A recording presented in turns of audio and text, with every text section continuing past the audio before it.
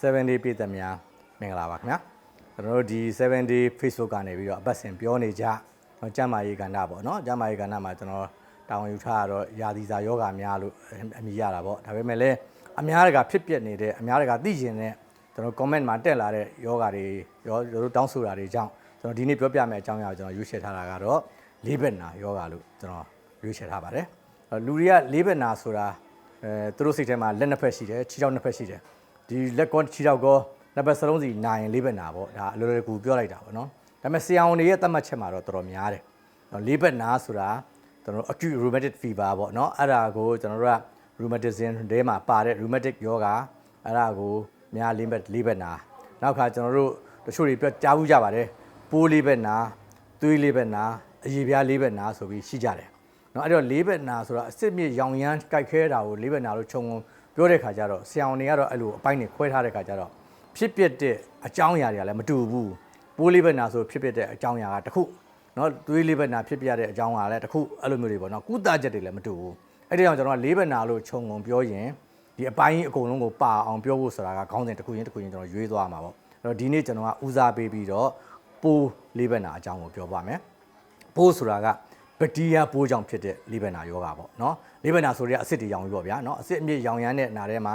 ဘက်တီးရီးယားပိုးကြောင့်ဖြစ်တယ်အဲ့တော့ဘက်တီးရီးယားပိုးကကျွန်တော်တို့ဆရာဝန်တွေခေါ်တာတော့ Streptococcus လို့ခေါ်တဲ့ယောဂတစ်မျိုးပိုးတစ်မျိုးပေါ့ဒီပိုးဟာလူကိုစတင်လူငယ်လူရွယ်ကာလမှာပေါ့နော်လေပင်နာတဲ့တောင်ဆယ်ပတိလို့ခေါ်တဲ့ပတိရောင်ယောဂတွေဖြစ်တာပေါ့အဲ့တော့တောင်ဆယ်ခဏခဏရောင်တဲ့လူလေပင်ထဲမှာပတိကြောင်အကျိတ်ခဏခဏရောင်တဲ့လူတွေကဒီ Streptococcus ပိုးကြောင်လို့ဆရာဝန်တွေကဒါဖော်ထုတ်ထားတယ်ဒီပိုးဟာကိုယ်ခန္ဓာထဲမှာဝင်ပြီးသွားလို့ရှိရင်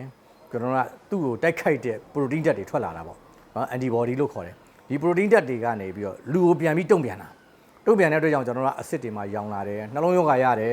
်အရေပြားမှာအကျိတ်စီတွေထွက်တယ်အဲ့လိုမျိုးတွေပေါ့နော်အဲ့တော့ပိုးလေးဘက်နာရဲ့သဘာဝသည်နံပါတ်1ယောဂပိုးဘက်တီးရီးယားကြောင့်ဖြစ်ပါတယ်ခုနပြောတဲ့သွေးလေးဘက်နာတွေပါတယ်နဲ့မတူပါဘူးအဲ့တော့ပိုးလေးဘက်နာကြောင့်ပြောပြီးဆိုရှင်သူတော်တော်များများကလေးဘက်နာဆိုရင်အများစုကတော့ဒီပိုးလေးဘက်နာကိုပြောကြတာ Streptococcus ကြောင့်ဖြစ်အဲ့တော့အရက်ထဲမှာဗာပြောလဲဆိုငါမှလေးဘက်နာပိုးရှိတယ်ဘာလို့ရှိရလဲမငါ ASO တိုင်းလိုက်တာလေငါမှ300ရှိတယ်400ရှိတယ်အဲ့လိုမျိုးတွေသူတို့ပြောနေကြတာပေါ့အဲ့တော့လေးဘက်နာပိုးကိုသူတို့ကသွေးထဲမှာဖောက်တဲ့ ASO ဆိုတာနဲ့တိုင်းတာပေါ့နော်ပုံမှန်အားဖြင့်တော့200အောက်မှာပဲရှိတယ်အဲ့တော့300အထက်ဆိုရင်တော့ဒါက ASO တက်နေပြီပြီးတော့ ASO မြင့်တိုင်းလေးဘက်နာပိုးလို့ပြောလို့မရဘူးအဲ့တော့ကျွန်တော်တို့မှာဆရာဝန်တွေအတွက်ကိုသတ်မှတ်ထားတဲ့ယောဂရှာဖွေရေးကျွန်တော်တို့ဇယားတွေရှိတယ်ပေါ့နော်အဲ့ဒါ Jones criteria လို့ခေါ်ပါတယ်အဲ့တော့ကျွန်တော်တို့ကဒီသွေးစစ်လိုက်လို့ ASO data ခုနပြောတဲ့300ကျော်မြင့်နေပြီ400ကျော်မြင့်နေပြီဆိုကျွန်တော်တို့ကဆရာဝန်တွေကလေးဘက်နာယောဂပါလို့ပိုးလေးဘက်နာယောဂပါလို့သတ်မှတ်ချင်ရင်တော့နောက်ထပ်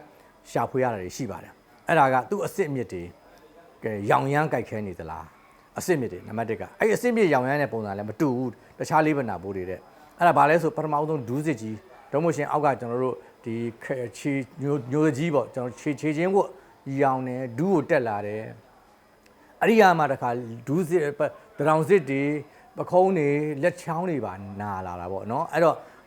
ဒါကိုကျွန်တော်တို့ဆရာဝန်တွေကရှာဖွေရတယ်လေးဘက်နာပိုးတော့တွေ့နေပြီမှန်ပြီအဲ့ဆိုလို့ရှိရင်အစစ်မြစ်တွေကိုတကယ်ပဲရောင်ရမ်းကြိုက်ခဲနေသလားအဲ့ဒီစစ်တွေကနေရာရွှေ့သွားသလားပေါ့ပထခါဒူးနာတာ3ရက်လောက်ကြာပြီးဒူးနာတာတက်တာသွားတယ်တက်တာနောက်တစ်ခေါက်ကျတော့ကျွန်တော်တို့ဒီတရောင်စစ်နာတယ်နော်လက်ကောက်ဝစ်တွေနာတယ်အဲ့လိုပဲရွှေ့သွားတယ်အဲ့လိုရွှေ့သွားတဲ့အနေထားရှိမှသာလ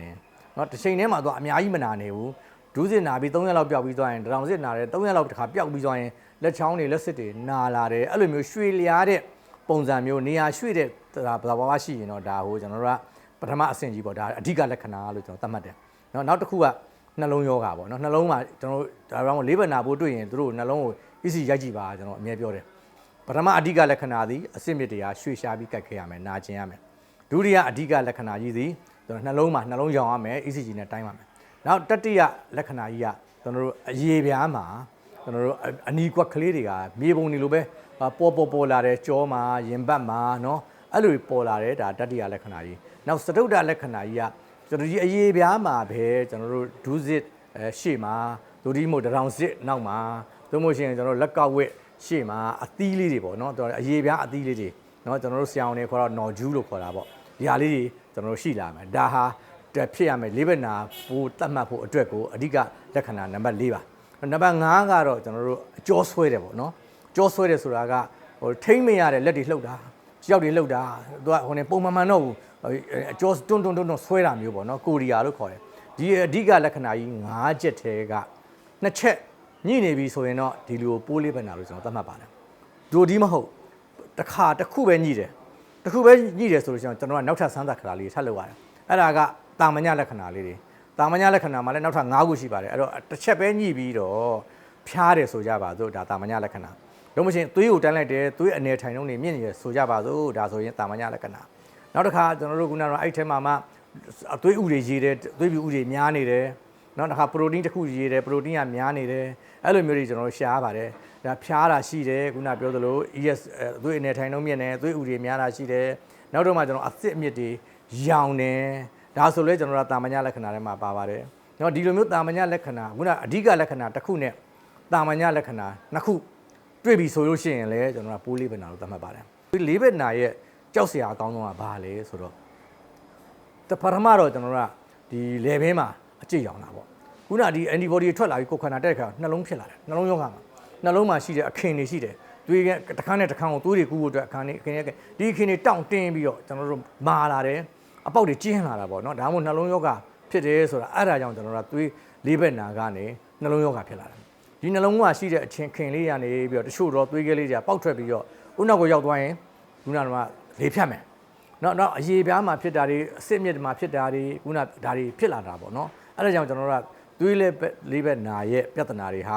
နောက်ဆက်တွဲမှာနှလုံးရောဂါကြီးဖြစ်တဲ့ကြောင့်အင်မတန်ရေးကြည့်ပါတယ်လေးဘက်နာဆိုရင်တော့ထိထိရောက်ကုသပါအဲ့တော့ကုသဖို့အတွက်ကဘာလဲဆိုတော့ကျွန်တော်ကလေဘင်းနာတယ်ဆိုလေဘင်းကိုတော့ကျွန်တော်ကဟိုရှိတယ်ပိုးမွေးတာပေါ့ဗျာဒါပေမဲ့ရန်ကုန်ဗမာပြည်မှာတော့ဒါကိုအများတန်းလှုပ်ထားမရှိဘူးခုနပြောတဲ့အဓိကလက္ခဏာကြီးကျွန်တော်နှစ်ခုကိုကြည့်လိုက်တယ်တာမညလက္ခဏာတွေရှာလိုက်တယ်ရှာပြီးတော့မှပေါင်းပြီးတော့ကျွန်တော်ကုသချက်စတယ်အထီရောက်ဆုံးကတော့ Streptococcus ဒီ bacteria ပိုးကိုတက်စေတော့ရေရှည်ပေးရတဲ့ penicillin ပေါ့နော် penicillin ကို data ရှည် penicillin ထိုးပေးရတယ်တလတစ်ခါထိုးရတဲ့ penicillin ကိုလစဉ်ထိုးပြီးတော့ကျွန်တော်တို့9နှစ်လောက်ထိထိုးရတာမျိုးတွေရှိတယ်နော် penicillin မတည့်ရလူကြတော့တခြားဆေးတွေ erythromycin တွေပြောင်းပေးတာရှိတာပေါ့နော်ဒါဟာကျွန်တော်တို့ကဘာကြောင့်လဲဆိုရင်ဒီလက်ကြံရှိတဲ့ပိုးတွေကိုအကုန်လုံးသေအောင်ကျွန်တော်တို့ကဒီ penicillin နဲ့တိုက်ခိုက်တာပေါ့နော်အဲ့တော့သွေးလေးဘက်နာမှာခုနပြောတဲ့ penicillin ကိုအဓိကထားဆိုတစ်ခါကျကာကွယ်တဲ့အနေနဲ့ကျွန်တော်တို့ကလုပ်ရတယ်ဒီလိုလက်ခဏလေးတွေစတွေ့ပြီးနောက်တစ်ခါသွေးဒီအဓိကကျွန်တော်တို့ကဘာလဲဆိုလို့ရှိရင်လေဘင်းရောင်ပြီးနှစ်ပတ်ကနေ၄ပတ်အတွင်းမှာခုနပြောတဲ့ ASO data တွေတက်လာ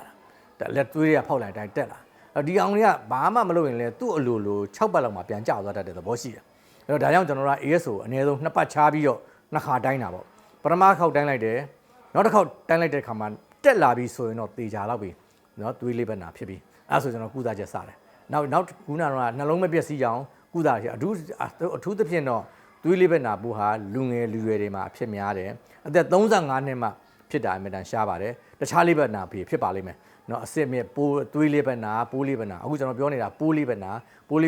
တော်တော်များများဟာ35နှစ်အောက်တွေလူငယ်တွေမှာဖြစ်တာများပါတယ်ဒါဒီလိုတွေဖြစ်လာမှာဆိုတဲ့အကြောင်းလေးဘက်နာဟာရင်းနှိပ်ဗမာပြည်မှာလည်းတော်တော်များများလေးဘက်နာတွေရှိနေတယ်ကဘာမှာလည်းကလေးငယ်18တန်းလောက်လေးဘက်နာယောဂခံစားနေရတယ်လို့ကျွန်တော်တို့ဒီမှတ်တမ်းတွေမှာတွေ့ရတယ်အဲ့ဒါကြောင့်လေးဘက်နာပိုးကိုကျွန်တော်ပေါ့လေးပေါ့မထားလိုက်ပါနဲ့လေဘင်းရောင်တာပဲတချို့ကလေဘင်းအာသီးရောင်လို့ရှင်ရေခဲရည်တွေအတောင်များလို့အမှတ်မှားတာတွေရှိသေးတယ်နော်တကယ်မဲ့ရေခဲရေကြောင့်မဟုတ်ဘဲနဲ့ဒီမှာပါလာတဲ့ Streptococcus ပိုးပေါ့နော်မတန့်ရှင်းတဲ့ရေအစားအကုန်လုံးပါတယ်လေတွေကနေလည်းကူးနိုင်တယ်နော်တယောက်နဲ့တယောက်စကားပြောလို့ဖက်နန်းလို့ကနေပြီးတော့လည်းကူးသွားတဲ့ Streptococcus ပိုးတွေရှိတယ်တယောက်နဲ့တယောက်အဲ့ဒါကြောင့်လေးဘက်နာပိုးရှိမရှိဆိုတာ ASO လေးစမ်းလိုက်လို့တက်တိုင်းစိတ်ပူနေပါနဲ့ဆရာဝန်တွေကိုပြကြည့်ပါဆရာဝန်တွေပြကြည့်တော့ဆရာဝန်ကျွန်တော်ပြောတဲ့အဓိကလက္ခဏာကြီး9ခုတွေက3ခုရှိလားသူတို့ရှာဖွေပါလိမ့်မယ်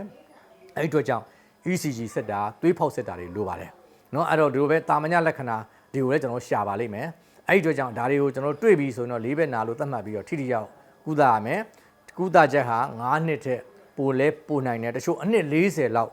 ်ကုရတာတွေလည်းရှိပါတယ်ဒါကြောင့်မလို့လေးဘက်နာပိုးဟာเนาะကျွန်တော်တို့သွေးလေးဖောက်ပြီးတော့ပိုးကိုရှာဖွေတာမဟုတ်ပါဘူးဆိုတဲ့အကြောင်းနဲ့เนาะငယ်ရွယ်ကနေခဏလေဘင်းနာမဖြစ်အောင်ကျွန်တော်တို့ဒီလူတွေနဲ့လှုပ်ရှားမှုတွေအစားအသောက်တွေမှာပိုးမပါအောင်ကျွန်တော်ရှာဖွေချက်ပြုတ်အားလုံးအကျက်ပေါ့နော်ဒါမျိုးစားတာမျိုးတွေနောက်ကဖြစ်လာရင်စောစောစီး သွေးဖောက်စစ်ဆေးရုံမကပဲနဲ့သွေးဖောက်စစ်ဆေးတာဟာပိုးရှာတာမဟုတ်တဲ့အတွက်ကြောင့်နောက်ထပ်တောက်ဆက်တွဲ ECG တိုင်းရမှာသွေးဖောက်ရမှာတွေလိုပါသေးတယ်အဲ့ဒါပြီးတော့မှဆရာဝန်ကနေဆုံးဖြတ်ပြီးတော့ရေရှည်ကျွန်တော်တို့ဆေးကုသမှုကိုခံယူဖို့လိုအပ်ပါတဲ့အကြောင်းဒီတစ်ပတ်ပိုးလေးပဲနာအကြောင်းကိုဒီမှာပဲကျွန်တော်ဒီကုန်းချုပ်တင်ပြပါသည်ခင်ဗျာ